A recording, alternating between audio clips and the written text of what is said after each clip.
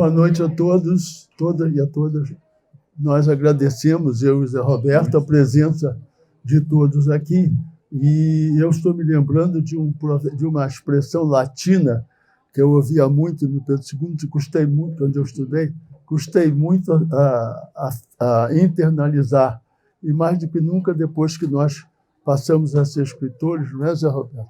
Nós sempre usamos uma frase em ocasiões como estas aqui. Non multa, multum. Quer dizer, valemos mais pelo multum do que pelo multa. Então, a proposta que nós nos fizemos, e é a proposta da livraria também, é que nós dialoguemos. Tá? Então, o Zé Roberto, eu vou passar a palavra ao Zé Roberto. O Zé Roberto, não sei se sabem, é o Benjamin dos membros da Academia Brasileira de Letras, o que entrou agora mais recente, né? E aqui eu estou prestigiado pelos meus amigos acadêmicos Arnaldo Nisquier, Arno Wellinger, Paulo Brito, e dele eu já falei, não vou repetir. Aí está. Então, estou às suas ordens, Zé Roberto, para a sua pergunta, e também quero advertir o seguinte, se eu olhar aqui para baixo, é que eu falo muito. Se me soltarem, nós vamos sair daqui às 10 da noite.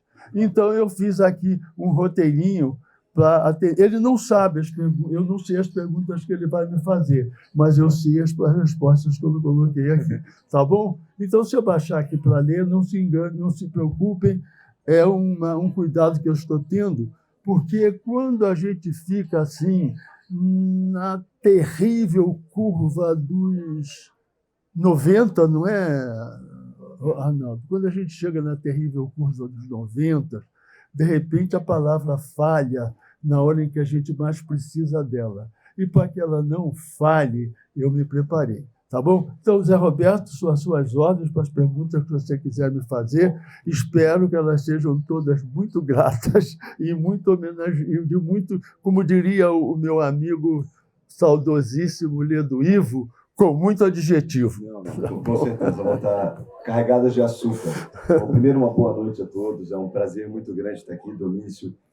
Para mim foi uma alegria quando você me convidou para participar desse evento, para falar do Capitu, que é um livro delicioso. Obrigado. Você teve uma sensibilidade muito grande para trazer para todos e reavivar esse que é um dos grandes dilemas da nossa literatura, a eventual traição da Capitu. E enfim, depois a gente vai falar isso com calma. Eu acredito que o Machado, com muita inteligência, ele quis exatamente deixar isso no ar, que essa fazia parte do enigma, da brincadeira. Ele põe pistas, né, nesse romance extraordinário que é o Dom Casmurro por dois lados. Será que Capitu traiu, né? Será que ela não traiu o Bentinho? O Escobar sabia, não sabia? O momento que você narra com muita graça o enterro do Escobar. Será que naquela hora aquelas lágrimas são as testemunhas, né, da traição, se não são? Mas o que eu queria te perguntar, e essa pergunta é a mais relevante, é a seguinte: você toma um partido.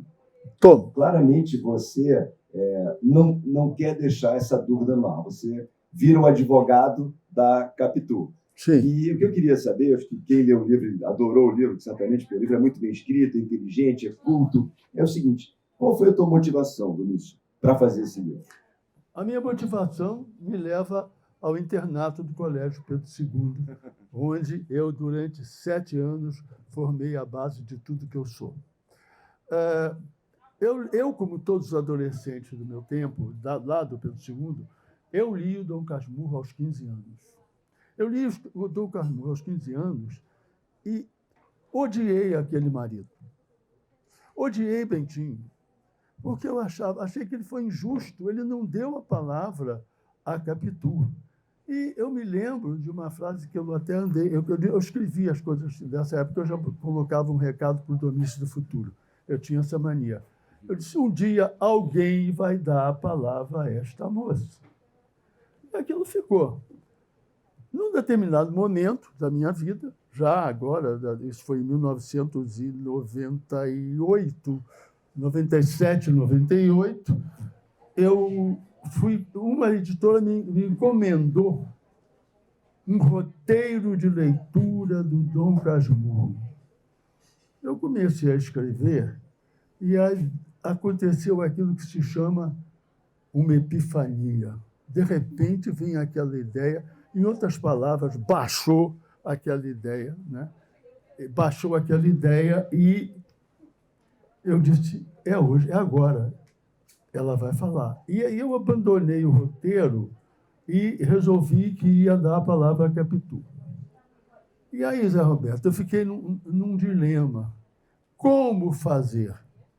A primeira ideia foi inventar uma Virgília de Assis que tinha encontrado os manuscritos as cartas, manuscritos da Capitu, e, a partir deles ela ia contar a história. Mas não vai dar certo.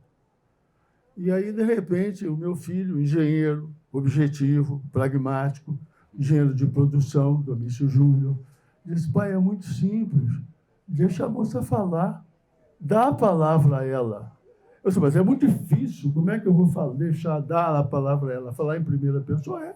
Deixa ela falar em primeira pessoa.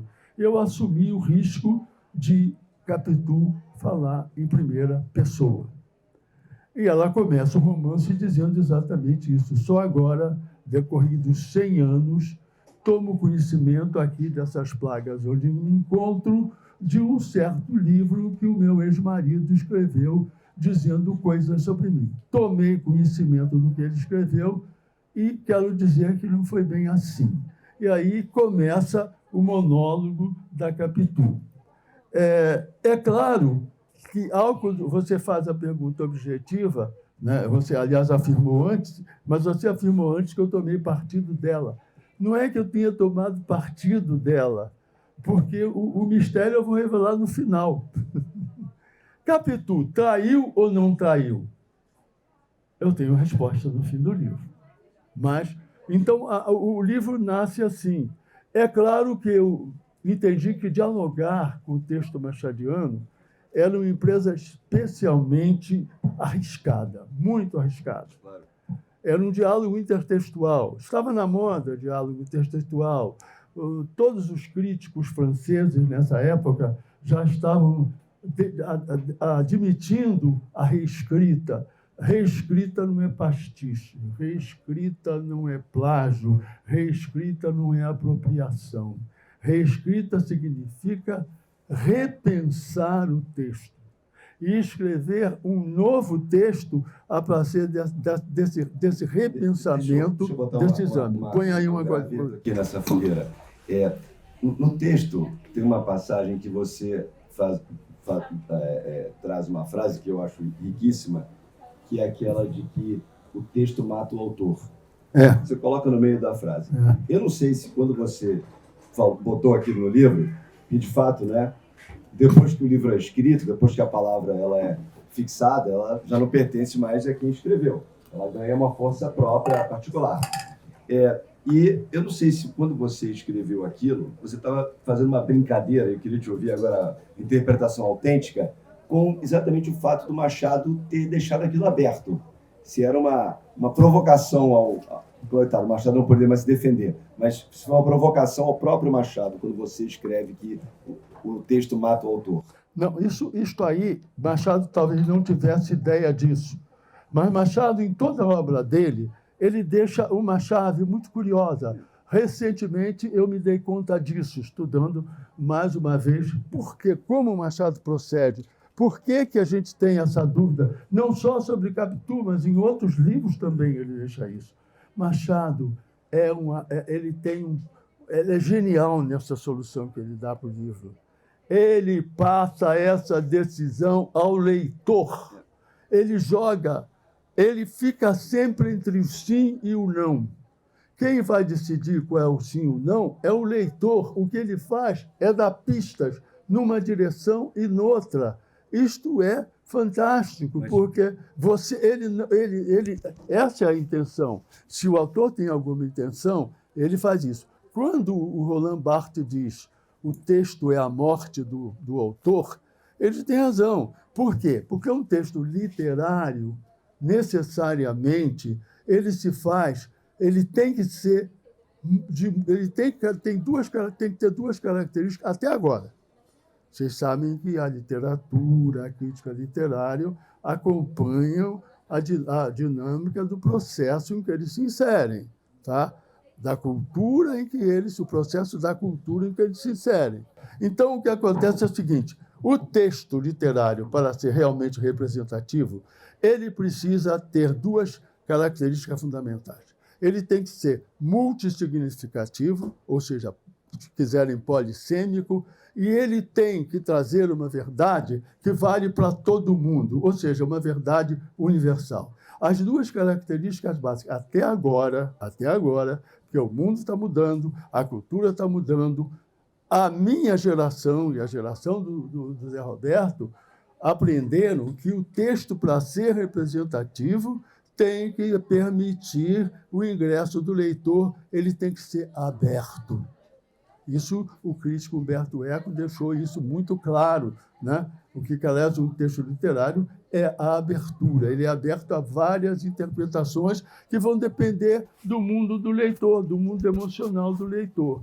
Então, a multiplicidade do texto é conseguida na linguagem. Machado não tinha muita consciência disso naquele tempo, mas ele escrevia com essa ideia. Mas vamos lá. Evidentemente, o Machado era um grande shakespeariano, como se sabe. É verdade. Shakespeare faz isso. No livro mesmo... Olha, esse é um dos maiores especialistas de Shakespeare que eu conheço, o maior especialista brasileiro em Shakespeare. Covardia dele trazer o Shakespeare. Deixa eu dizer. Porque, inclusive, claramente, no Dom Casmurro, se eu não me engano, é o capítulo 75, o Bentinho vai ao teatro ver Otelo. E quando ele vê a Desdémona, ele olha e ali ele encontra Capitu. Sim. É uma dica até de que Capitu seria inocente.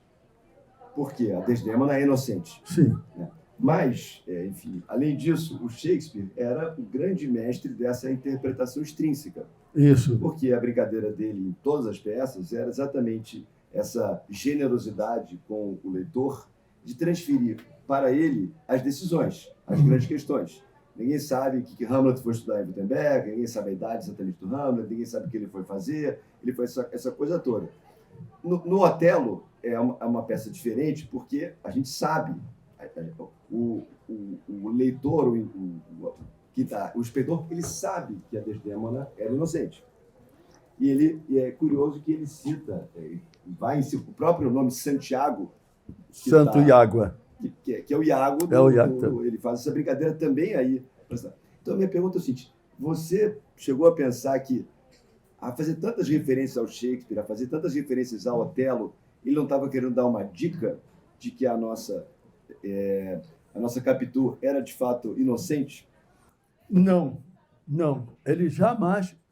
Ele não toma partido.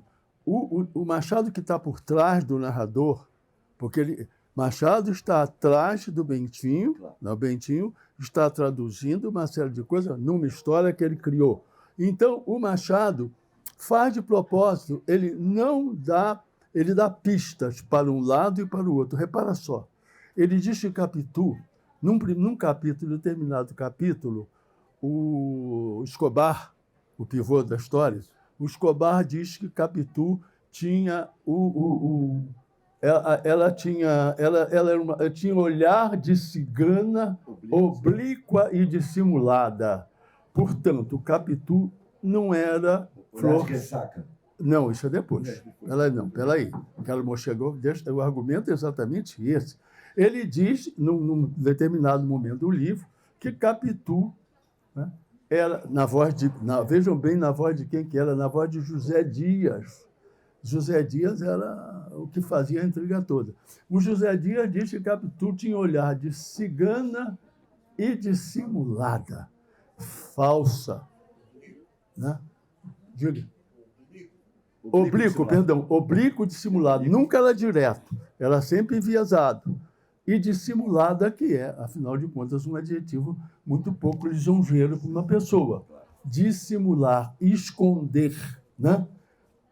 O que o meu romance procura mostrar é que o dissimulado era ele e que quem escondia era ele. Ele posa de bonzinho o tempo todo, né? apresenta, isso aí é para provocar o advogado, Claro. apresenta 4 argumentos perfeitamente derrubáveis por qualquer rábula, que não aguenta, os argumentos, e ela vai mostrar isso no livro, que os argumentos dele não se sustentam, não é assim, doutor? Né? Os argumentos dele não se sustentam. Mas o que eu quero dizer, para completar o raciocínio em função da sua colocação, é que o Machado ele não se posiciona, ele não dá pistas para o... A diferença é essa. Ele vai colocando as questões e, no outro momento, tanto que num outro momento, ele diz que Capitu tinha olhos de ressaca, mas aí é Bentinho que fala. Ele para pensar e diz que ela tem olhos de ressaca. Aqui, não a ressaca, que não quer dizer que ela acabou de beber alguma dose maior de álcool. Ela tem o olhar da onda da ressaca, que vai lá e puxa a gente para dentro e não larga mais, não solta mais. Essa era a ideia. Então, eu vejo 2 ideias antagônicas que perpassam toda a história do romance, deixando o leitor na dúvida. Era ela cigana e dissimulada ou ela era sedutora? Uma sedutora simpática, uma sedutora que atrai as pessoas que estão ligadas a ela afetivamente. Então, repara que ele já aí deixou a duplicidade, que, a meu ver, se você pode me admitir, mas eu acho que o Shakespeare não deixa essa duplicidade. O Shakespeare deixa a multiplicidade de interpretações. A brincadeira que eu acho que ele faz, principalmente com o Otelo, é do demônio dos olhos verdes, entendeu? É a frase shakespeariana, que é o ciúme. Porque o que talvez segue o Bentinho é um ciúme que ele tem. Sim, é o ciúme. É um ciúme doentio. De uma relação que também já foi caracterizada, porque hoje em dia tudo se relê como uma relação homossexual que ele teria com a Capitu chama atenção para isso com muita habilidade. Isso, eu vi no teu livro, tem isso. Essa era uma outra provocação que eu ia te fazer. Porque essa paixão, que é o seminarista e tal, mas tem uma passagem interessante, e aí estou citando o Machado, que é quando a Capitu convence a mãe do Bentinho que ele não tem que ser seminarista. Porque ela convence, na verdade, ela faz aí sim uma interpretação. Porque a mãe tinha prometido o seminarista, numa promessa qualquer. E aí ela, então, questiona a mãe do Bentinho. Mas vem cá, tinha que ser teu filho seminarista? Você podia inventar uma outra pessoa. Pera. E aí ela convence a mãe. Tá bom, então eu vou deixar o Bentinho fazer o que ele quiser, que era casar com ela. Ela habilidosamente consegue levar isso. E o Bentinho e ela, a mãe, elege uma outra pessoa que ela vai pagar os custos lá do seminário. Mas para voltar ao ponto, Domício... Só está um encaixezinho aí. Claro. Não é bem a Capitu que pensa isso. Quem põe essa colocação no espaço é, se não me engano, o Escobar. O Escobar é que propõe que ela faça essa troca, essa mudança. Mas Capitu lá atrás, mas não é ela que vai dizer para a mãe isso. Não é ela, com certeza. Olha. Bom, vamos lá. Vamos ver. Pelo menos no meu livro ela não faz isso. No teu não faz, mas, enfim, é porque ela é despertíssima, Capitu. Ela é despertíssima. Atenta, ligada. Ela que sabe, tá certo. Ela que sabe. Ela que diz, ela que leva a mensagem. Mas eles discutiram a mensagem. A ideia não foi dela, só que eu quero dizer, a ideia não foi dela. A ideia foi de Escobar, passou para ela levou para a mãe. É isso. Mas eu acho que a brincadeira com o Otelo, mais próxima, é o ciúme. O ciúme como um sentimento que vai envenenar completamente as razões, e o Bentinho vai entrar nessa neura toda de que a mulher está com o Escobar. Na tua história é um pouco isso também, né? Exatamente. A tese da Ellen Calder, até 1960, a divisão não entrava com esse argumento. Em 1960, a Ellen Caldwell, uma estudiosa americana, associa o Dom Casmurro ao Otelo. Ela mostra que o problema do Bentinho é o problema do ciúme, como foi o problema do Otelo. Existe uma passagem no romance, no Dom Casmurro, em que o Bentinho vai assistir a peça e ele coloca ali, quando ele volta do teatro, ele tem uma intuição dizendo que ele faria exatamente o contrário, né? Ele faz uma releitura ali, Isso. ele talvez fizesse uma deixa para um novo romance, que não era bem assim, e faz aquela coisa. Isso faz parte do diálogo intertextual dele. Ele está dialogando com Shakespeare, sim. Ele está dialogando com uma série de outros autores, que a Capitu não precisa dizer isso, que ela não tinha condição, né? Ele dá a dica toda, ele diz com quem que ele está dialogando. Mas uma coisa, Zé Roberto, que eu até queria acrescentar aqui, é que, quando eu fui fazer o livro, eu fiquei na dúvida, eu tive dúvidas sérias. Primeiro, eu tinha a dúvida do seguinte: eu vou mexer com um ícone da literatura brasileira. Tenho que estar preparado para levar todas as pancadas do mundo, da crítica, que vai dizer como que você se apropria de Capitu, né? Depois eu tenho uma história amena para contar sobre isso, né? Um encaixe para contar sobre isso depois. O tenor vai ter que entrar em ação. Hã? O tenor vai ter que... O barítono vai ter que entrar em ação. Ah, é? Vamos lá. Então, vamos lá. De voz impostada, se der. Então, o que aconteceu ali foi o seguinte: eu fiquei naquela dúvida cruel diante daquela situação. Eu disse, peraí, primeiro eu vou ter o problema de me apropriar de um ícone. Não era comum em 1990. Era comum, sim, a paráfrase, etc., mas apropriar-se do personagem. Esse era um primeiro ponto. O segundo ponto, que também me deixou muito preocupado, era, peraí, até que ponto eu posso falar como Capitu, né? Mas isso aí eu resolvi bem. Era um discurso. Chegou um outro acadêmico ali que eu estou vendo ali, meu querido amigo Geraldinho Carneiro, está lá atrás. Geraldinho, obrigado, hein? Olha lá o meu editor, Sérgio França, o corajoso. Sérgio Ricardo França, o corajoso. Olha lá ele. Bom, então, quem é que me deu a chave? Quem é que me autorizou? Machado. Claro. Machado tem um texto em que ele diz o seguinte, agora eu vou ler porque eu não decorei, evidentemente. Nada se emenda bem nos livros confusos. Nada se emenda bem nos livros confusos, mas tudo se pode meter nos livros omissos. Eu, quando leio alguma desta ou de outra casta, não me aflijo nunca. O que faço, em chegando ao fim, é cerrar os olhos e evocar todas as coisas que não achei nele. Quantas ideias finas me acodem, então, que de reflexões profundas, os rios, as montanhas, as igrejas que não vi nas folhas lidas, todos me aparecem agora com as suas águas, as suas árvores, os seus altares, e os generais sacam das espadas que tinha ficado da bainha, e os clarins soltam as notas que dormiam no metal, e tudo marcha com uma alma imprevista. Aí ele diz essa frase que deu assim um estalo de Vieira na minha cabeça. Assim preencho as lacunas alheias. Assim, leitor, podes também preencher as minhas. Ele me autorizou a usar o texto dele.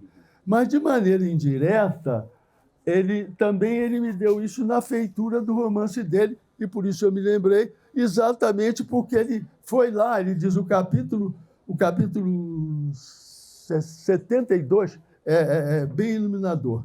O doutor Bento propõe. O doutor Bento Santiago, a Capitu sempre chama ele de Bento Santiago, na hora em que ela vai se referir ao autor do romance. Quando ela vai falar do namoradinho, ela fala Bentinho. Que as peças começassem pelo fim. Otelo mataria a si e a Desdémona no primeiro ato. Os 3 seguintes seriam dados à ação lenta e decrescente do ciúme, e o último ficaria só com as cenas iniciais da ameaça dos turcos, as explicações de Otelo e Desdémona e o bom conselho do fino Iago. Mete dinheiro na bolsa. Eu me lembro que, de certa forma, o doutor Bento não mata a Capitu nem no começo nem no fim, e se não põe o dinheiro na bolsa, pelo menos fez a sua catarse por meio do resgate da memória. Você vê, Domício, no Otelo, o Otelo, ele é envenenado pelo ouvido Iago. Do Iago. O Iago entende as dificuldades dele, que ele é um forasteiro, ele está mais velho, ele é apaixonado pela Desdémona, que é uma local veneziana, bonitinha, ele está inseguro, e é por aí que ele entra, por essa fragilidade. E eu acho, quero te ouvir, que quando ele coloca o nome do Bento, Santiago, e claramente ele faz uma série de alusões à peça, ele está dizendo o seguinte: neste meu livro aqui, quem é o Tiago, o Iago, né, o Jacob, enfim, é o próprio Otelo. O Bentinho é o Iago dele próprio. Exato, o Bentinho é o dele próprio. Ele é quem se envenena. Exatamente. Então, ele cria para ele aquelas coisas e a cabeça dele fica girando, e ele faz essa situação que leva a gente, nós, leitores, isso é uma das grandes dádivas da literatura, quando o autor consegue nos embarcar na viagem dele, porque claramente a gente entra naquela loucura dele e fica sem saber, de fato, se Exatamente. Se a Capitu traiu. É verdade.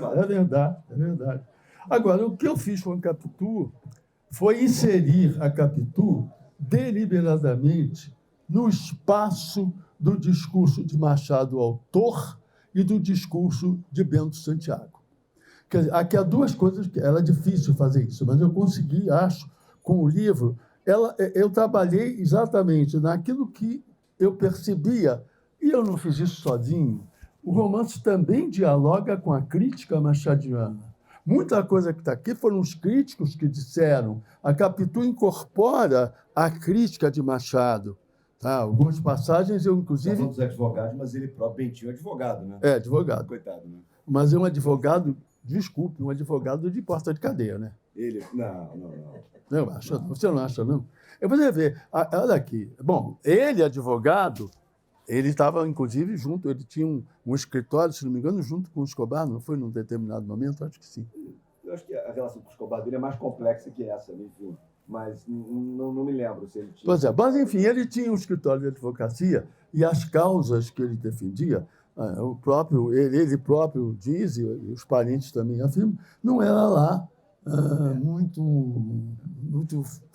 nobres, digamos assim. Não era um grande advogado, até porque isso aí, pelo menos, eu não estou defendendo Capitu, não. Eu não estou defendendo Dona Capitu. Eu coloquei a Capitu com os argumentos dela. Eu quero que se entenda o seguinte: eu tinha que dar a ela tem autonomia, eu não tenho nada com isso. Eu não tenho nada com os argumentos dela. Eu deduzi os argumentos dela do texto. E é o texto, a coisa é muito simples. O Machado faz uma viagem na memória, né, do Dom Casmurro e tal. E Capitu faz uma viagem no discurso. É uma diferença bem... Deixa eu te fazer uma pergunta também sobre o teu livro. Quando, evidentemente, Machado escreveu, a situação da mulher na sociedade era uma. Ela não tinha essa voz. Não. A pergunta é, quando você imaginou e concebeu esse livro, você tinha em mente também dar voz a uma mulher? Sim. Ela assume logo no começo, quando ela se explica no começo do livro, ela diz assim: daqui onde eu estou, aqui onde eu me encontro, isso aí, claro que é uma liberdade poética, né? Ela diz o seguinte: eu recebi uma missão. Eu tenho uma experiência de vida que não vou contar aqui, mas em que essa ideia de missão me veio, tá? Bom, então ela diz assim: aqui nas paragens onde habito, e eu recebi uma missão. E a minha missão é exatamente falar... Agora, nesse tempo em que eu estou, nesse tempo atemporal em que eu estou, né, falar da mulher. E ela, então, assume... Eu faço isso com muita superficialidade. No dia, escondendo muito, ela assume, porque a crítica toda, e eu também, ao ler Capitu, ela é uma mulher fora do seu tempo. Ela tem uma personalidade. Ela se impõe a Bentinho. Ela pensa por ele, a tal ponto que o Bento Santiago diz esta coisa: Capitu, como é que é? Não, veja só, o fato dela sair do Brasil é um sinal de que ela não se identificou, não conseguiu viver na província que era o Brasil da época. Claro, tinha que sair fora. Exato. Isso é exatamente. Mas ela diz, o Bentinho diz que ela é mais homem do que ele. Ela tem uma afirmativa clara dele, reconhecendo que a Capitu ela é uma personalidade dominante mais do que ele. Bom, então, isso para te dizer... Isso também pode provocar? Pode provocar. Da homossexualidade, eventual, de novo, homossexualidade do Betinho. Você pensou nisso no teu Capitu? Claro, claro. Eu fiz a Capitu, não tem malícia. Malícia a esse ponto. Está bem colocado, uma mulher do século XIX que conviveu com... Não tinha como ela perceber que era. Agora, ela ficou muito desconfortável na hora em que, surpreendentemente, ela entra no escritório dele, né? Ou no escritório dele, e vê uma fotografia. E nessa fotografia, ela não está. Está a mãe, ele e Escobar. Ela ficou meio preocupada com aquilo. E o padre mestre lá no seminário, quando os dois estavam conversando, que eles viam conversando no recreio, né? Isso no internato em que eu vivi também era muito desconfiante. Internato para homens, só menino. E aí dois ficavam muito tempo, todos os recreios conversando juntos. O pessoal já fazia, né? Então, o padre mestre, quando viu os dois conversando, e eles estavam reclamando da maneira como eram tratados. E aí eles, vamos desafiá-los. Aí saíram os dois de mão dadas. Aí o padre mestre diz, não é prudente que dois jovens saiam caminhando de mãos dadas, por favor. Ele adverte os dois. Então o Capitu observa essas coisas e ela não diz que ele é homossexual, mas as características são todas indiretamente caracterizadas. Mais uma vez, Machado nos coloca entre o sim e o não. Era ou não era? Você, leitor, decide. É isso, entendeu? Mas que tem as características que ele mostra. É um tema muito mais velado na época. Muito mais velado, muito claro. Maior do que o adultério. É verdade. E você também coloca isso, você também pensou isso no teu... Pensei. Mas eu queria dar um parabéns à editora, porque ficou linda a capa. A capa. E vocês pegaram exatamente o olhar, que é um tema que o Domício lembrou, né? O olhar de cigano oblíquo dissimulada, olhos de ressaca, e que é um tema também que o Shakespeare fala, né? Os olhos verdes do ciúme, né? O monstro dos olhos verdes, né? É verdade. Como o Shakespeare se refere no Otelo ao ciúme. Né? Ao ciúme. E ele dialoga o tempo todo com o Shakespeare. Muito. Ele dialoga mesmo. Eu percebi isso e aí eu comecei com a Capitu. A Capitu nunca se afasta do texto dele. Nem posso me afastar, porque a minha referência era o texto do Machado. Sem o texto, eu estava trabalhando uma viagem do discurso de Machado. Claro que tudo que eu incorporei da crítica, tudo que eu fiz de crítica, está ali. Tem uma hora em que, por exemplo, as mulheres de Machado, não sei se repararam, quem leu Machado sabe disso, você sabe, ele é muito impiedoso com as mulheres. As mulheres são mau caráter, são dissimuladas, traem os maridos, quer dizer, menos Capitu. Capitu é a menos caracterizada dessa forma. Ele deixa a Capitu na névoa da dúvida, sempre. E sempre favorece a Capitu. Tanto que o adultério, que é uma presença forte nas obras dele, o adultério é assumido no Quincas Borba, no outro, né? Não é Quincas Borba, no Brás Cubas. No Brás Cubas, o adultério é assumido. Né? Ele vai assumir. No outro, o adultério...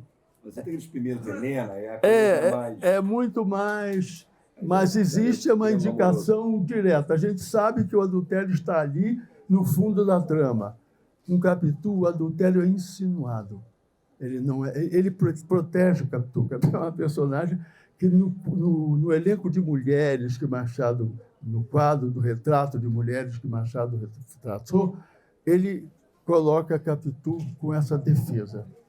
Ela é protegida porque o adultério não é assumido, o adultério é exatamente escondido, dissimulado, ou insinuado, nem isso, insinuado pelo ciúme doentio de Bento Santiago.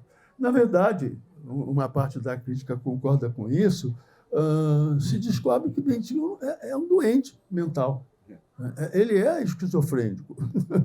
Eu não estou defendendo a cabeça. Ela não diz isso. Ela tem uma peninha dele tremenda. Ele é daquelas mulheres que viu, foi ofendida, entende?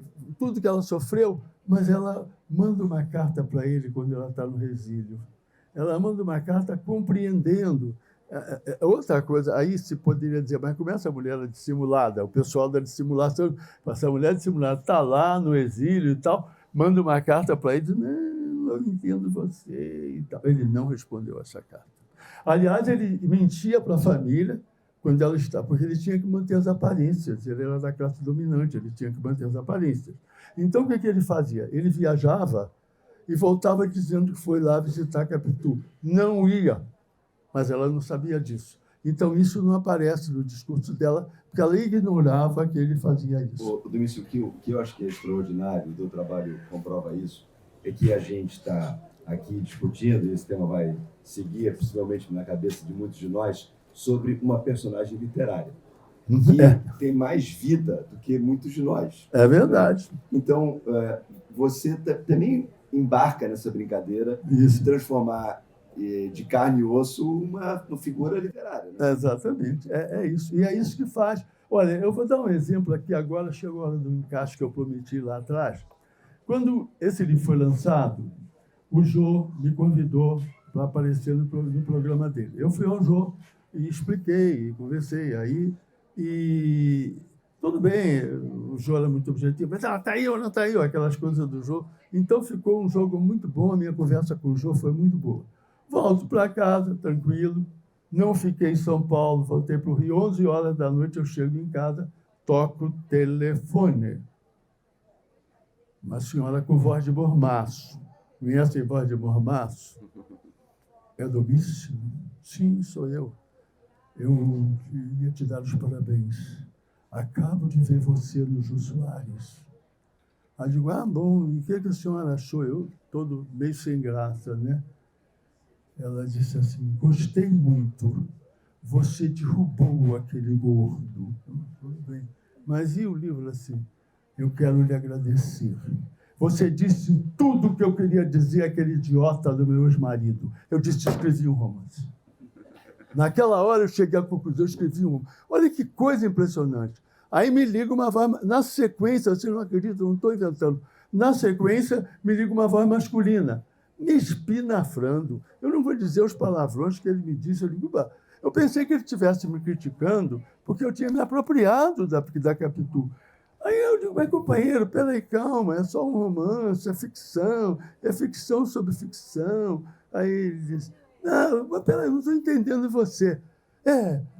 Você destruiu as minhas ilusões. Como assim? Eu fui apaixonado por essa mulher toda a minha vida e chorava, e você acaba de destruir. Eu digo, companheiro, vai consultar um analista. Pá, desliguei. Vocês entendem, mas eu escrevi um romance. Naquela hora eu tinha consciência de que eu tinha escrito um romance, percebe?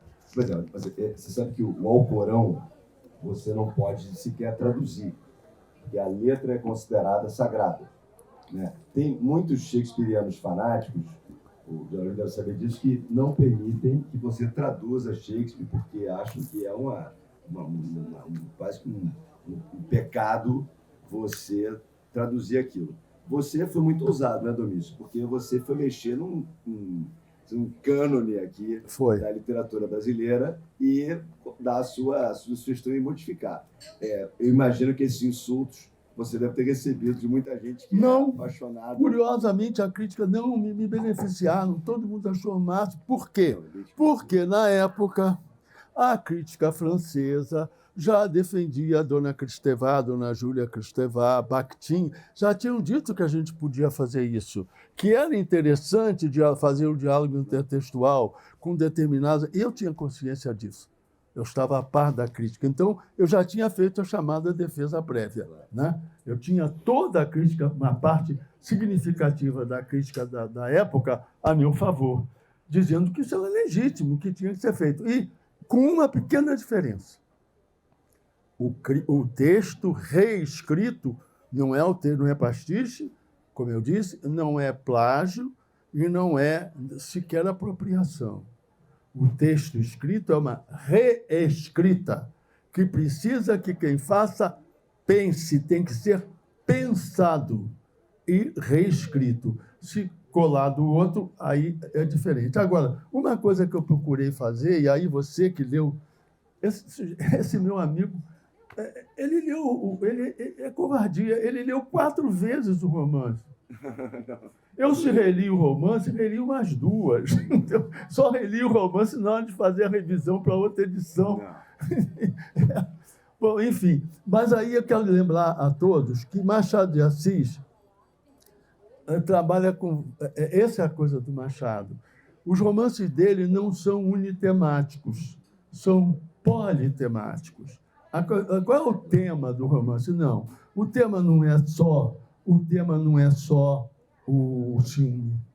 Como a Caldwell queria dizer que o tema não é só o erro da Caldwell, da Ellen Caldwell, foi achar que era só o ciúme, não.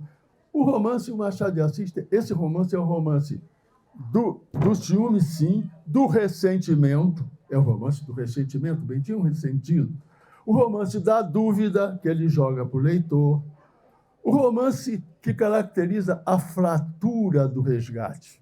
Ou seja, Bentinho escreve o livro na intenção de sair, no final, resgatar, fazer uma catarse e sair aliviado. Ele não sai. Ele vai ficar sozinho, viúvo, recebendo aquelas... A Machado não tinha muito problema com isso, não. Recebendo o que nós diríamos, o que se diria na época, recebendo as raparigas que iam uma vez e não voltavam nunca mais, o que também é uma crítica ao desempenho sexual dele, que foi posto em dúvida na lua de mel, sutilmente. Quando? Na lua de mel foi quando a Capitu pede para descer antes, eles foram passar uma semana, né, na Serra, na lua de mel, ela pede para voltar. Não entendeu? Aí, outra jogada dele, do Machado, é que ela volta, e há uma razão sutil, é que ela queria, a primeira coisa que ela quis quando voltou foi sair com ele de charrete, né, na carruagem, aliás, e todo mundo dizia, olha ali, a senhora bebendo Santiago, olha lá, a senhora casou com ele e tal. Esse é um disfarce, porque ela já tinha estranhado a lua de mel. A lua de mel dela foi um fracasso, foi um negócio, você lembra? Deixa eu fazer uma pergunta também sobre o livro. Uma das grandes qualidades desse texto do Machado e seu também é que o leitor, num determinado momento, ele percebe que a história é contada com um viés. Porque, obviamente, no começo, você lê aquele livro com uma certa ingenuidade, está entendendo a história, a narrativa. Lá pelas tantas, você percebe, bom, esse autor do texto, ele tem um viés aqui, claramente. Ele está enciumado. Eu queria entender se você também fez isso na sua Capitu, porque é um texto escrito na primeira pessoa. É o narrador, e você percebe esse narrador, ele não é tão confiável assim. É verdade. Ele está com o senso dele, com a razão um pouco turvada pelo ciúme, pela patologia qualquer. Você, quando fez, e portanto, o que é ótimo, né? Você duvida do que você está escrevendo. É uma das grandes qualidades que a literatura traz para a gente, é duvidar do que a gente está escrevendo, do que a gente está lendo. Você, quando fez o seu capítulo, também tinha isso em mente, despertar no leitor esse senso crítico? Não acredite no que você lê. Pode ser que esse redator não seja muito fiel. Ela se trai, algumas vezes ela se trai. Quando ela tenta esconder o adultério, ela se trai, mas ela se trai de propósito. Eu fiz de propósito ela se trair, mas sutilmente. Só com muita inteligência, você percebe que ela está dizendo que traiu, né? Quando ela elogia o Escobar, quando ela faz uma comparação do Escobar com o Bentinho, mas é muita sutileza. Você precisa pegar como o Machado exigia. Mas eu estava dizendo, olha aqui, quanta coisa a gente depreende numa leitura e cada leitor vai encontrar a sua interpretação. Voltando àquela frase inicial sua, quando o Barthes diz que o texto é a morte, o texto literário é a morte do autor... Que você cita no livro. Tá que eu cito aqui. Ele, autor, Barthes está dizendo o seguinte, olha, cada leitor faz a sua interpretação. Por isso, hoje está bastante, muito crítica a posição do crítico. O crítico hoje está em crise. Por quê? Porque, até bem pouco tempo, o que eu escrevia de crítica, dizendo que era isso, era aquilo, está posto em dúvida, porque a crítica, o leitor tem a sua leitura a sua interpretação. O meu papel de crítico é iluminar a opacidade do texto literário. Porque o texto da nossa conversa, essa que está aqui, ele é transparente. Ele tem muito pouco de opacidade, de escondido. Mas o texto da literatura tem uma opacidade, ele precisa da iluminação. Esse era o papel do crítico, de iluminar a opacidade do texto de literatura. Fazer isso que nós estamos fazendo aqui, tá? Que vai abrindo perspectivas. Muitas vezes, eu nunca tinha pensado nisso, poxa, é isso aí, etc. Então, eu queria só completar quantos temas...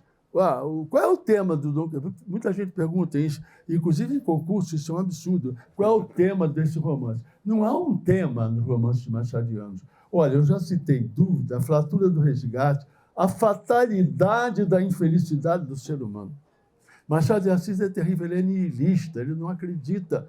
Então, se nos primeiros romances, ele dizia no Yaya Garcia, por exemplo, final de Yaya Garcia, alguma coisa se salva do naufrágio das nossas ilusões.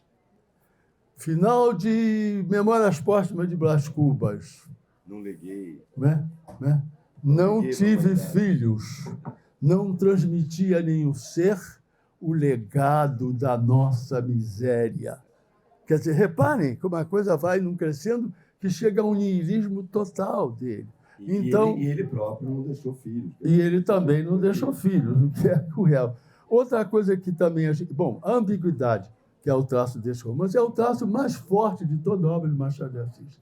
Tudo é ambíguo, nada é claro. Você não pode falar, é isso, não é isso e aquilo.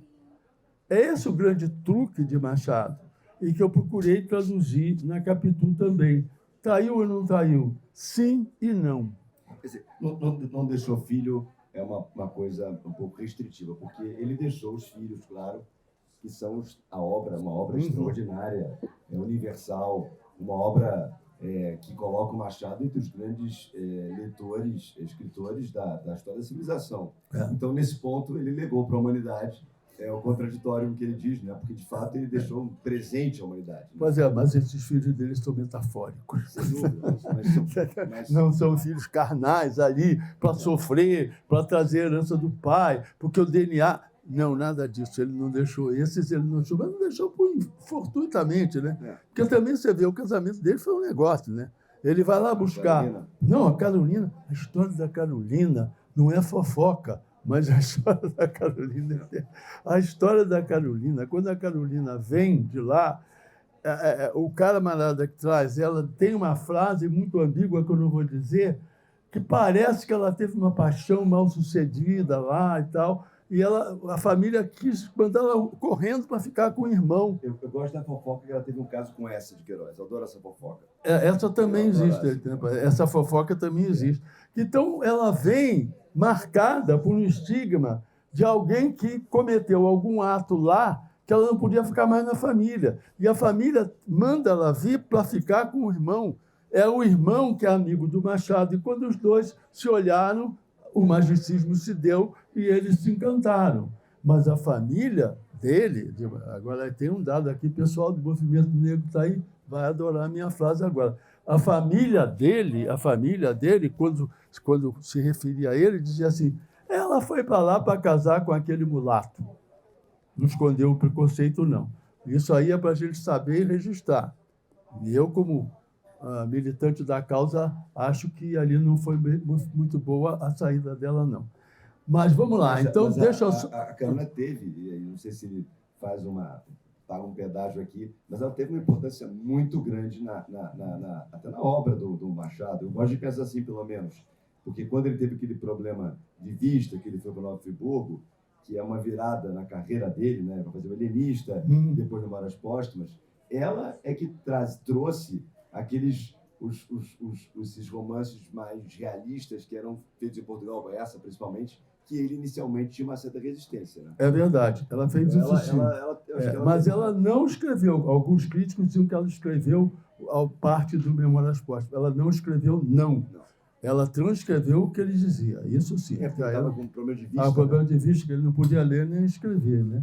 Tem uma outra coisa ali no romance que eu achei também, além da ambiguidade, que é a dissimulação do erotismo feminino. O romance dissimula tudo. É extremamente erótico em certas passagens, e, inclusive um erotismo até herético. A hora da missa, aquela missa que o Capitu e ela estão rezando a missa, aquilo ali é uma heresia total ali, né? Outra coisa que ele faz também, aí nesse e nos outros romances, no Dom Casmurro muito forte, a crítica ao comportamento religioso. Aquele padre que aceita todo o negócio, o padre Cabral, que é responsável pela educação do Bentinho. Bentinho foi educado pelo padre Cabral, não foi na escola, ele não podia ir à escola, a mãe não queria e tal. E uma coisa, a maior beleza de toda a obra do Machado, sabe o que é? A ditadura da aparência. O aparente é que manda. É a ditadura da aparência. Tudo tem que ser muito bem colocadinho. O homem vai lá, o Bentinho vai à Suíça fazer de conta que visitou a Capitu para fazer média com a família quando voltou. É muita angústia para o homem do século XIX. É a hipocrisia social. É a hipocrisia social, porque ele vai... crítica, né?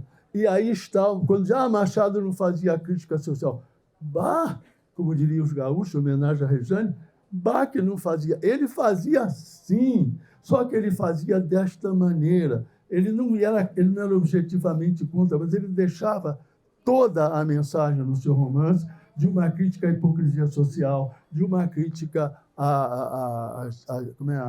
às segregações, etc. Ele tinha esse cuidado, mas ele escondia no livro. Ele deixava que o leitor fosse buscar. Tá? Então, e aqui, em homenagem essa aqui o Zé Roberto não vai gostar, não. De certa maneira, o romance também apresenta o desvendamento da prática jurídica. Não é? Ele mostra todos os meandros disso. Eu me lembro que, quando o Bentinho... Essa aqui, olha só, olha a cena. A Capitu se defende dessa cena.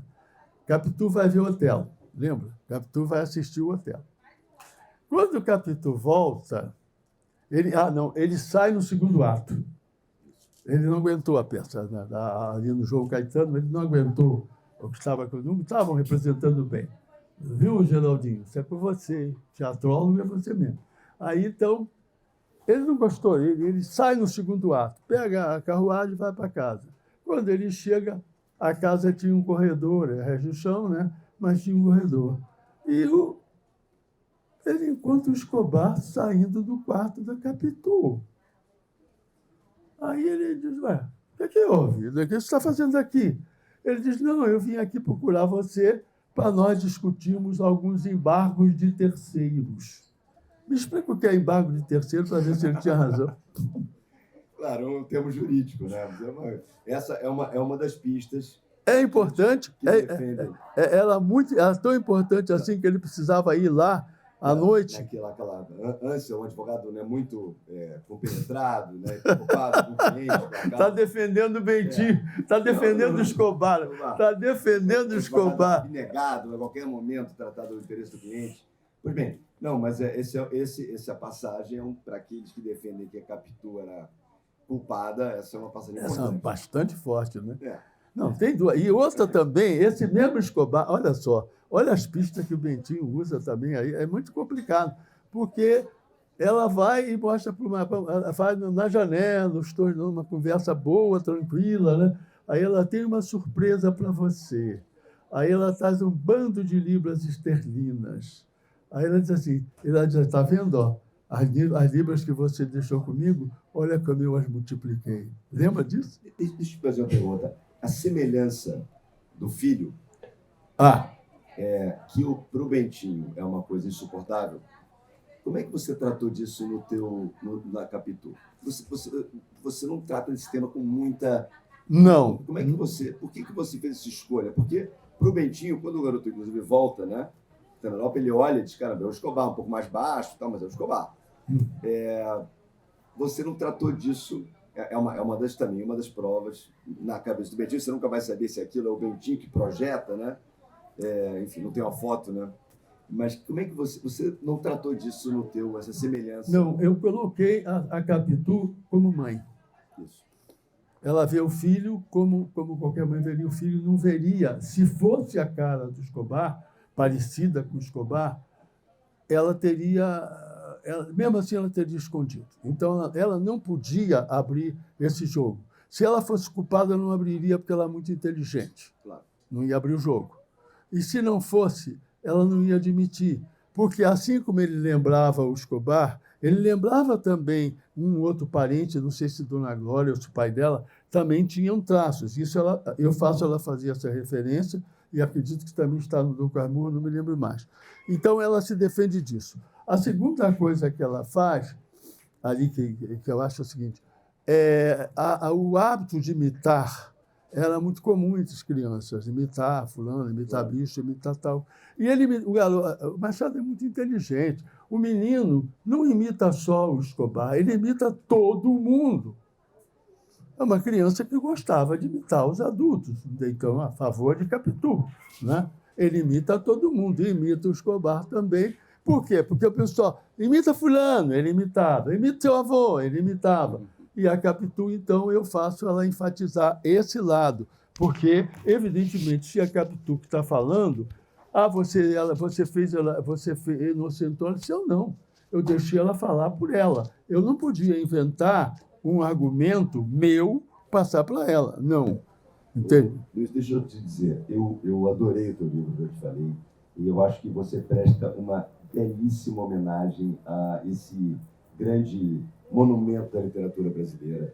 Eu acho que o teu livro é um livro que... Ele é bom por si, não precisava nem existir o Dom Casmurro, mas ele é um livro que, de uma certa forma, ele passa uma outra análise para o Dom Casmurro. Ele também tem essa generosidade que você fez, que ao ler o livro, você vai reler o Dom Casmurro com outros olhos e vai ter uma leitura mais inteligente. Então, eu acho que é um livro delicioso. Tá? Obrigado, parabéns, que bom que você agora reeditou, né? Mas eu quero te desafiar agora. Eu quero fazer uma pergunta a você que eu trouxe aqui de propósito. Não combinou isso. Não combinamos, não. Eu quero te mostrar aqui, quero te fazer uma pergunta ao doutor advogado. Espera aí, doutor. Espera aí que eu quero achar aqui. Tem uma hora aqui. Meu Deus, espera aí. É quando a gente procura, não acha, né? Os embargos de terceiro, quando tem o terceiro que estranha o processo, que aparece por alguma razão, porque tem alguma coisa a reclamar. São as quatro razões que Bentinho apresenta. Não, já passei. As 4 razões que o Bentinho apresenta para acusar Capitu. Primeiro, você acabou de dizer uma delas, a aparência do menino, a maneira que o menino tinha de imitar. Segundo, a opinião de Dona Glória, que também não contava, né? O terceiro argumento é mais fraco ainda, né?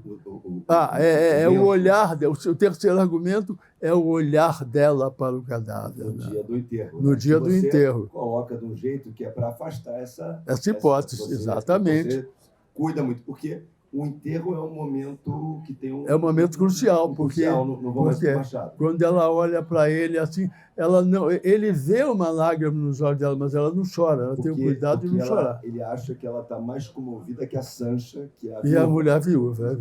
Viúva é essa com quem ele faz o Bentinho ter um caso, e ela percebeu.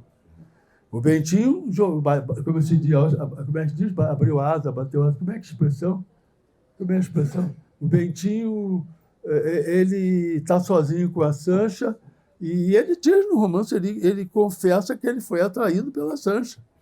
O que é sutil isso. É uma passagem tão rápida no romance, é aquele momento em que ele está sozinho, viu a outra mulher, ele se encantou da Sancha. E a Sancha é a anti-Capitu. Os personagens também são muito bem jogados. É sempre um personagem que é antítese do outro. Eu sempre achei que o nome Sancha fosse uma brincadeira com o Don Quixote. Eu sempre achei que tinha essa brincadeira que ele queria fazer também um antipersonagem, o oposto, né? Não sei, Machado... Eu não estou achando aqui. Bom, mas é isso que você sabe. As quatro razões são muito pouco fortes, não se sustentam, né? Então, porque são abstratas. Até isso o Machado faz. O Bentinho dá uma causa para a suspeição dele que não se sustenta para quê? Para caracterizar a força do ciúme, o desespero daquele ciúme doentio e tal. E, então, eu vou agora... Está na hora da gente terminar, né? Senão o pessoal cansa. Já disse que eu falo demais. Mas tem uma coisa que é uma mensagem que eu deixo no final do livro, sem dizer. Há um momento em que ela falando, ela usa uma expressão que é minha, não era dela, mas eu tinha que pôr. Faltou aos dois assumirem uma conversa de risco. A conversa de risco é fundamental, né? Nenhum dos dois assumiu a conversa de risco, né? A conversa de risco é fundamental, né? Depois da novela a gente conversa. Não, depois de futebol a gente bate o papo, não é verdade? Duplo em câmera. Hã? Duplo em câmera. Duplo em câmera. Duplo em câmera. Ou então, também é muito comum no chamado, como é que eu digo? Despacho horizontal.